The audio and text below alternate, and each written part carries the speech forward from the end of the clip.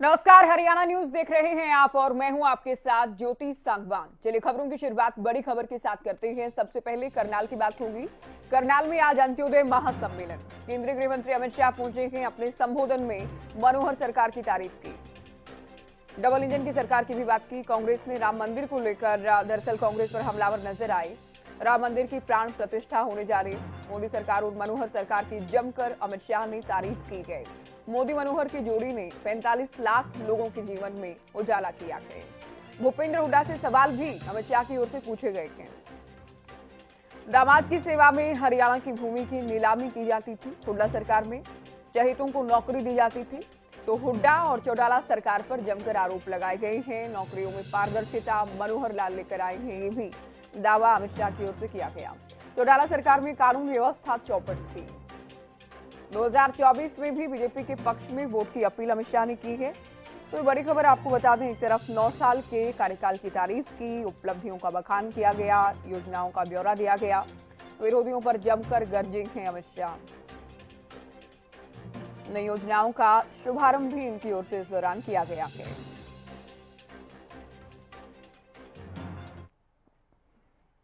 भारतीय मनोहर लाल खट्टर सरकार के एक एक दिन का पन्ना उलट कर देख लो। मित्रों, आज जब मैं यहां आया हूं तब मैं तो मनोहर लाल जी को बधाई देना चाहता हूं। सरकार की वर्षगांठ हो या हरियाणा की वर्षगांठ हो, इसको मनाने का एक गरीब कल्याण से अच्छा कोई और तरीका हो ही नहीं। भारतीय जनता पार्टी को हमारे स्वर्गीय नेता दीनदयाल जी ने एक मंत्र दिया है, अंतिम मंत्र दिया, अंत्योदय का मंत्र दिया है। उन्होंने कहा है किसी भी प्रदेश या देश इसका विकास का पैमाना सबसे ऊपर की सीढ़ी पर खड़े हुए व्यक्ति से नहीं होता है, समाज में सबसे गरीब व्यक्ति कितना खुश है इसी से होता है। और ये गरीब कल्याण सम्मेलन, अंत्योदय सम्मेलन जो रखा है वो इसलिए उचित है कि इतने छोटे से प्रदेश के अंदर 45 लाख लोगों को ये डबल इंजन की सरकार मोदी जी और मनोहर जी की जोड़ी ने 45 लाख लोगों के जीवन के अंदर उजाला फैलाने का काम किया है। उनका एक एक कदम गरीब कल्याण के लिए आगे बढ़ा, एक एक निर्णय गरीब कल्याण के लिए आगे बढ़ा और 40 लाख गरीब परिवारों को ऑटो मोड पर बीपीएल कार्ड देने का, रेशन कार्ड देने का काम मनोहर जी ने सरकार ने किया है। मित्रों, नरेंद्र मोदी सरकार ने 20 लाख किसानों को उनके बैंक अकाउंट में हर साल 6,000 रुपया पहुंचाकर लगभग 4500 करोड़ रुपया हर साल देने का काम नरेंद्र मोदी सरकार ने किया है। 30 लाख से अधिक नल के कनेक्शन दिए गए, 85 लाख से अधिक आयुष्मान भारत के कार्ड और अब इसको चिरायु आयुष्मान भारत में 17 लाख लोग आज नए जोड़ने का काम हमारे नेता और मुख्यमंत्री मनोहर जी ने किया है। 7.5 लाख से ज्यादा शौचालय बनाए, 1.2 करोड़ 1 करोड़ 20 लाख लोगों को प्रति माह प्रति व्यक्ति 5 किलो अनाज फ्री ऑफ कॉस्ट मुफ्त में देने का काम नरेंद्र मोदी सरकार की है। 28,000 घर नए बनाए और 8 लाख उज्ज्वला के कनेक्शन देकर हरियाणा को धुआं मुक्त प्रदेश बनने का सम्मान हमारे नरेंद्र मोदी जी ने दिया है। मित्रों, एक गरीब कल्याण जो आगे बढ़ाया, अब ये मनोहर जी ने आज ही घोषणा कर दी, वृद्धावस्था दिव्यांगजन सबको 2725 रुपया देते थे, नए साल में उनको 3,000 रुपया देने की घोषणा हमारे मनोहर जी ने कर दी है। मित्रों, मैं आज कहना चाहता हूं कि हरियाणा कई बातों में सबसे आगे है। हमारा किसान अन्न के रूप में सोना उगलता है। यहां के खिलाड़ी स्वर्ण पदक और रजत पदक की झड़ी लगा देते हैं और हरियाणा देश में चावल का सबसे बड़ा निर्यातक अगर कोई बना है तो हमारा हरियाणा बना। तो करनाल से आपने केंद्रीय गृह मंत्री को सुना, उनके संबोधन को लेकर और इस कार्यक्रम को लेकर चर्चा हम करेंगे। कुछ खास मेहमान हमारे साथ जुड़ गए हैं। बीजेपी प्रवक्ता वीरेंद्र चौहान हमारे साथ जुड़े हैं, कांग्रेस से प्रवक्ता बजरंग दास गर्ग जी हमारे साथ जुड़ गए हैं, करनाल से हमारे संवाददाता इस वक्त रवि कालीरमन और हरियाणा न्यूज के पॉलिटिकल एडिटर अमित तिवारी भी हमारे साथ इस वक्त जुड़ गए हैं।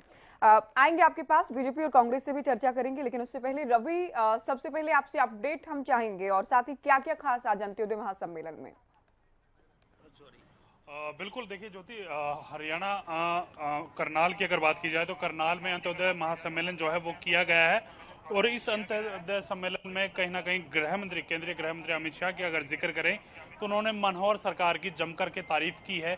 किस प्रकार से मनोहर सरकार ने पिछले 9 साल के कार्यकाल में काम किए हैं, जनता के लिए तमाम जो काम जो हरियाणा सरकार ने किए हैं वो पिछली सरकारों में नहीं हो पाए और ऐसे में कहीं ना कहीं उनकी तरफ से 5 योजनाओं का शुभारंभ भी आज किया गया है।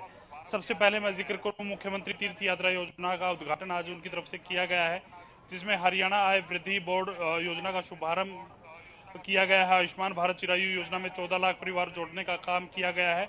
मुख्यमंत्री अंत्योदय दुग्ध उत्पादन योजना का शुभारंभ किया गया है और इसके साथ साथ हरियाणा अंत्योदय परिवार परिवहन योजना, ये 5 योजना है जिनका आज शुभारंभ केंद्रीय गृह मंत्री अमित शाह की तरफ से किया गया है। और इसके साथ साथ ज्योति, सबसे बड़ी चीज देखने को ये मिली है कि अमित शाह, केंद्रीय गृह मंत्री अमित शाह की तरफ से कांग्रेस जो पूर्व मुख्यमंत्री भूपेंद्र सिंह हुड्डा थे उनके ऊपर भी कई हमले उनकी तरफ से किए गए हैं। उनकी तरफ से कहा गया कि कांग्रेस का हाथ जनता के साथ नहीं हो सकता, कांग्रेस का हाथ जीजाजी के साथ है और जनता के जो हाथ है वो खाली है। इस प्रकार की बात केंद्रीय गृह मंत्री अमित शाह यहाँ करते हुए नजर आए। इसके साथ साथ उनकी तरफ से कहा गया दरबारी दामाद और डीलर, इनकी सरकार जो है पूर्व की सरकारें थी और 3D की सरकार से हरियाणा सरकार की मौजूदा सरकार ने, मनोहर सरकार ने निजात उनको दिलाने का काम किया है, हरियाणा के तमाम जो लोग हैं उनको। इसके साथ साथ उनकी तरफ से पूर्व मुख्यमंत्री भूपेंद्र सिंह हुड्डा को भी ये कहा गया है कि जिस प्रकार से आपने पहले सरकारों में और अब की सरकारों की जो तुलना जो की जा रही है, अगर पहले की सरकार में की जाए तो यूपीए की केंद्र की सरकार ने हरियाणा को 10 साल में 39,000 करोड़ की सहायता जो है वो दी थी और कहीं ना कहीं आज मौजूदा सरकार ने 1,32,000 करोड़ के 9 साल में ये तमाम जो योजनाएं हैं उसको पूरा करने के लिए जो सहायता राशि वो दी है। तो कहीं ना कहीं पूरी बातें जो है तमाम जो जिक्र है केंद्रीय गृह मंत्री अमित शाह यहाँ करते हुए नजर आए और नौकरियों को लेकर भी कहीं ना कहीं बड़ी बात उनकी तरफ से की गई है कि उनकी तरफ से कहा गया कि आज मेरिट के आधार पर तमाम जो हरियाणा वासी हैं उनके घरों पर नियुक्ति पत्र बिल्कुल रवि, देखिए उपलब्धियां गिनाई गई हैं, विरोधियों पर हमला किया गया है। हम बीजेपी का रुख करें उससे पहले अमित तिवारी हमारे पॉलिटिकल एडिटर भी हमारे साथ हैं। अमित, क्या मायने आज की रैली के आप देख रहे हैं, क्योंकि सरकार की उपलब्धियां गिनाई गई हैं, चुनावी बिगुल भी कहीं ना कहीं फूंक दिया गया, आगामी चुनाव में भी जीत का दावा किया गया अमित शाह की ओर से। जी निश्चित रूप से ज्योति, देखिए यह एक कार्यक्रम इस प्रकार का कार्यक्रम था जो सीधे गरीबों से जुड़ा हुआ था और केंद्रीय गृह मंत्री अमित शाह का इस कार्यक्रम में आना और उनका बार बार संबोधन में यह कहना कि वर्षगांठ आयोजित होती है, चाहे वो हरियाणा की हो चाहे सरकार की हो, लेकिन गरीब कल्याण के लिए, अंत्योदय के कल्याण के लिए इस प्रकार का कार्यक्रम करना एक बड़ी बात है। तो ये बड़ी सोच के साथ एक कार्यक्रम आयोजित किया गया था जिसका लाभ लोगों को मिला है। वो इस कार्यक्रम में भाग लेने के लिए आए, इस महासम्मेलन में भाग लेने के लिए आए, साथ साथ दूसरी भी जनता इसमें शामिल हुई ताकि सरकार की जो 9 साल की अगर बात करें उपलब्धियां रही है, चाहे उन्होंने कहा कि अंत्योदय सम्मेलन में अंतिम व्यक्ति का उदय, और मुख्यमंत्री के संबोधन में यही बात रही कि गरीब जो परिवार है उनका किस प्रकार से उदय हरियाणा सरकार की नीतियों से हुआ है। उसका एक पूरा खाका जो है इस कार्यक्रम के जरिए रखने की कोशिश की गई और साथ साथ 2024 को ध्यान में रखते हुए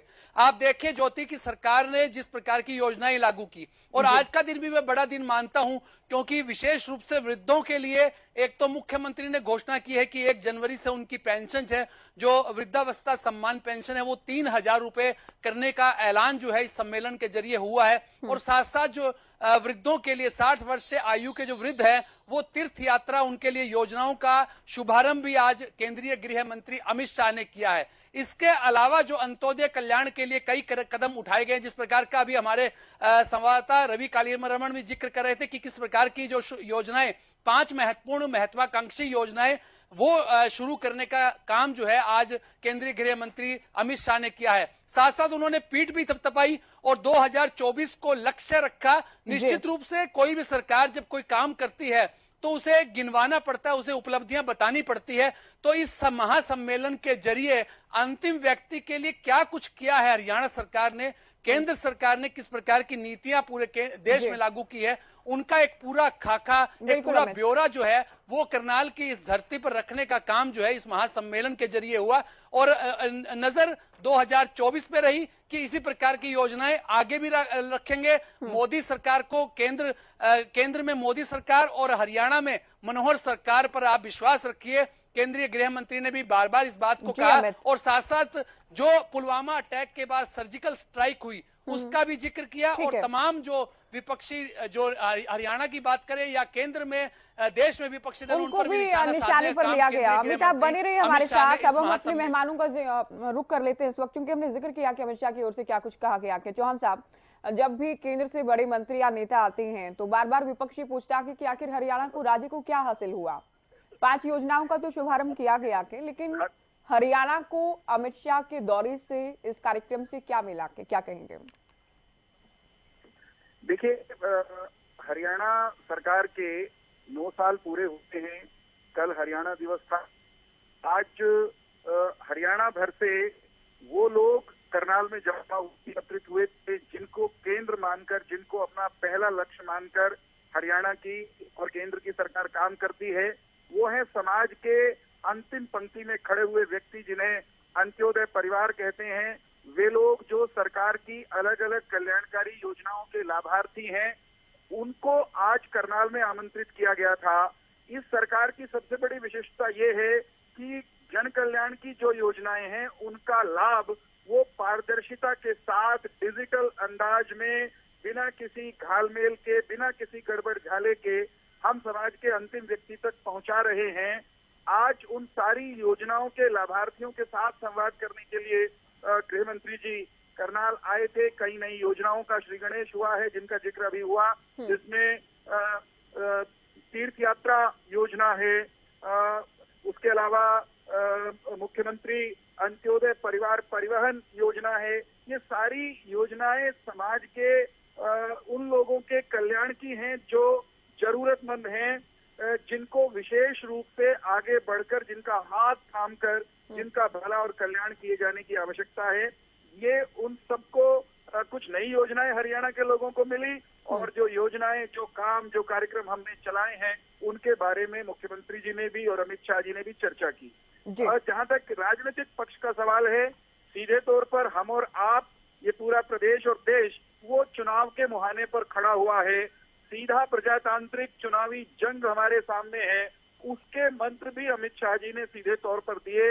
हमारी लड़ाई उन लोगों से है जो 3D की सरकार चलाते थे, दामाद, डीलर और दलाली की सरकार चलाते थे। उन लोगों को हरियाणा में सत्ता के करीब नहीं फटकने देंगे हरियाणा के लोग। ये ध्यान कराया है हरियाणा के लोगों को अमित शाह जी ने। और फिर एक संकल्प जो उससे पहले का है, हरियाणा के चुनाव से पहले जो काम होने वाला है, 10 के 10 कमल हरियाणा से खिला करके मोदी जी के गुलदस्ते में हमने भेंट करने हैं। ये आह्वान भी हरियाणा के लोगों से अमित शाह जी ने किया है आज के इस कार्यक्रम में। बजरंग दास जी, सिरसा जब आए थे अमित शाह तब भी हुड्डा साहब पे लगातार निशाना साधा गया। हालांकि आप लोग कहते हैं हुड्डा फोबिया के बीजेपी को, लेकिन आज एक बार फिर से कहा गया 3D की सरकार थी, नौकरियों की नीलामी की जाती थी, किसानों की भूमि दामाद को दे दी गई हुड्डा साहब की ओर से। आप हैं क्या गर्ग साहब फोन लाइन पर?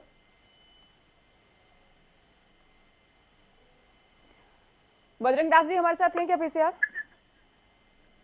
चलिए रवि, देखिए एक बार फिर से भूपेंद्र हुड्डा पर निशाना साधा गया कि आप भी जिसका जिक्र कर रहे थे। हालांकि कांग्रेस ये कहती है कि हुड्डा फोबिया है, किसी भी पार्टी को, किसी भी विरोधी दल को देख लीजिए, भूपेंद्र हुड्डा पर टारगेट करते हैं।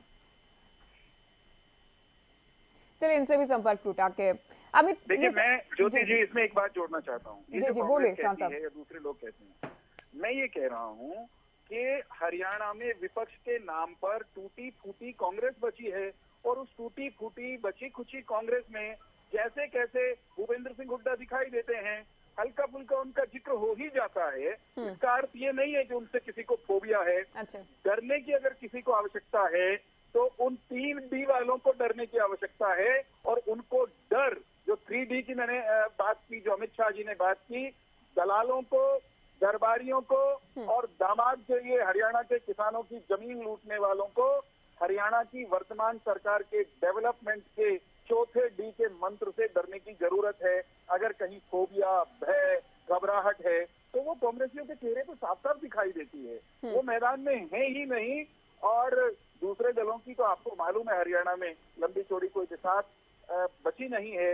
हरियाणा का राजनीतिक मैदान वो भारतीय जनता पार्टी के लिए 2024 के लोकसभा में भी और विधानसभा में भी एकदम 19 से बेहतर स्थिति में तैयार हमको दिखाई देता है। ठीक है अमित, देखिए हुड्डा सरकार पर निशाना साधा गया और चौटाला परिवार का भले ही एक हिस्सा सरकार में साथ के बीजेपी के, लेकिन चौटाला सरकार को भी निशाने पर लिया गया अमित शाह की ओर से। जी निश्चित रूप से ज्योति, जब इतना बड़ा महासम्मेलन है तो उसमें सियासत होना लाजमी है और उसमें आरोप प्रत्यारोप के दौर निश्चित रूप से चलेंगे ही। और खास तौर पर जब भूपेंद्र सिंह हुड्डा प्रमुख विपक्षी की भूमिका निभा रहे हैं, हालांकि प्रोफेसर वीरेंद्र चौहान कह रहे थे कि इतनी कोई खास बात नहीं है, लेकिन खास बात तो है क्योंकि निशाने पर भूपेंद्र सिंह हुड्डा ही रहते हैं और साथ साथ पिता पुत्र की जो जोड़ी है वो पूरे हरियाणा में घूम रही है। तो निश्चित रूप से जो मुद्दे जो सरकार के खिलाफ रहते हैं, चाहे वो एंटी इनकम्बेंसी की बात करें या तमाम जो दूसरे मुद्दे हैं, उनको उठाए जाते हैं विपक्षी की दलों की ओर से। और खास तौर पर जिस प्रकार का भूपेंद्र सिंह हुड्डा का रुख रहा है वो अपने आप में एक कई सवाल जो उन्होंने खड़े किए हरियाणा सरकार पर। अभी पिछले दिनों दीपेंद्र हुड्डा भी बोल रहे थे कि 9 साल में 9 खामियां हैं, तो वो 9 खामियां भी उन्होंने गिनाने का काम किया।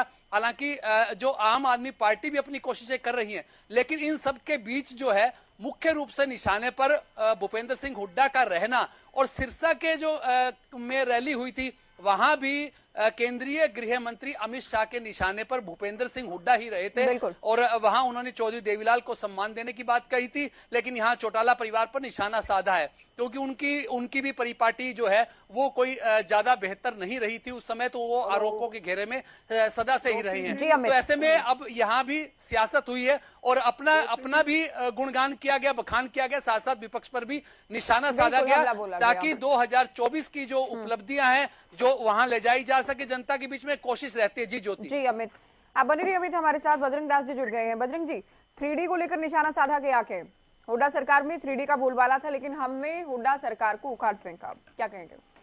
ज्योति जी, इनको इतना डर लग रहा है, चेहरे से साफ डर सता रहा था अगली बार आई कांग्रेस। जो हालात हरियाणा के अंदर भारतीय जनता पार्टी की है हमसे ज्यादा आप लोग जानते हैं, क्योंकि आपके रिपोर्टर जिले में, शहरों में, कस्बों में घूमते हैं, सबको पता है भारतीय जनता पार्टी आज हरियाणा में 0 हो चुकी है। 3000 रुपये बुढ़ापा पेंशन घोषणा करते हैं 5100 रुपए की और कर देते हैं 3000 और कहते हैं किसान। तो जेजेपी ने किया था सर। तो जेजेपी कौन है? इनकार कर चुके हैं, तो अपना वादा पूरा करेंगे। जो जेजेपी और बीजेपी 2 थोड़ी है, ज्वाइंट चल रहे हैं, अंडा मोर्चा सरकार चला रहे हैं। वो कह दे बुराई तो उसको इससे घेर तो अच्छाई आप ले जाओ। और इन्होंने कहा था किसानों की आय 2 गुना कर देंगे, कर दी 2 गुना है, आपके सामने है। इन्होंने अनाप शनाप टैक्स लगा दिए, जगह जगह इन्होंने गरीबों के मुंह के निवाले। अच्छा, क्योंकि आप पहले हमारे साथ नहीं थे कि ये जाति को लेकर भी निशाना साधा गया कि सीएम ने कहा कि अभी ये जाति की राजनीति कर रहे हैं कि इस जाति से हम डिप्टी सीएम बना देंगे अगर सरकार में आ गए। मैं ज्योति जी यही कहना चाहता हूँ, जात पात की राजनीति भारतीय जनता पार्टी करती है। जात पात का जहर भारतीय जनता पार्टी घोलती है, हिंदू मुसलमान भारतीय जनता पार्टी करती है, भाई को भाई से लड़ाने का इंडिया भारतीय जनता पार्टी करती है, हिंदुस्तान पाकिस्तान भारतीय जनता पार्टी करती है। जब भी चुनाव आता है ये मुद्दे की बात नहीं करेंगे, महंगाई की बात नहीं करेंगे, बेरोजगारी की बात नहीं करेंगे, ये सिर्फ ये जातिगत मरंगा ठाके ने हरियाणा में क्या करेंगे, जाट नॉन जाट की बात करेंगे, जहाँ मुसलमान एरिया है वहाँ हिंदू मुसलमान की बात करेंगे। भाई को भाई से लड़ाकर इनका ये खेल है, ये खेला खेलते हैं, मगर लोगों को पता लग चुका है। ये भी कहते हैं अभी जो राम को लाए हैं हम उनको लाएंगे। राम को कौन लाया? राम को कौन लाया? राम जो भगवान रामचंद्र जी है वो सारी जनता को लाने वाले भगवान रामचंद्र जी है। ये ऐसी बात करते हैं, हमने मंदिर का नाम मंदिर, मेरी बात सुनिए, जहाँ मंदिर की बात करते हैं, मुझे बोलने दे दो, आप मुझे बोलने दो, आप मत बोलिए, आप मेरी बात सुनिए। 4 उप मुख्यमंत्री बनाने की बात कही गई थी, उसको लेकर शांति रखो। आपने आधा घंटे से बोल रहे हो, मैं सुन रहा हूँ आधे घंटे से। जिस प्रकार आपने आज 4 डिप्टी सीएम वाली बात को लेकर तो एलिगेशन है आप लोगों पर कि आप लोग जातिगत राजनीति कर रहे हैं, उससे बाज नहीं आ रहे हैं।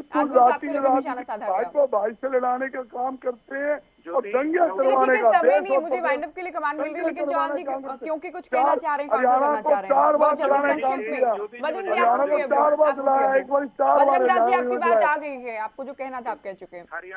हरियाणा को जातियों में बांटने के लिए कांग्रेस गांव-गांव गली-गली जातीय सम्मेलन करते हुए और उप मुख्यमंत्री के काल्पनिक पद बांटते हुए घूम रही है।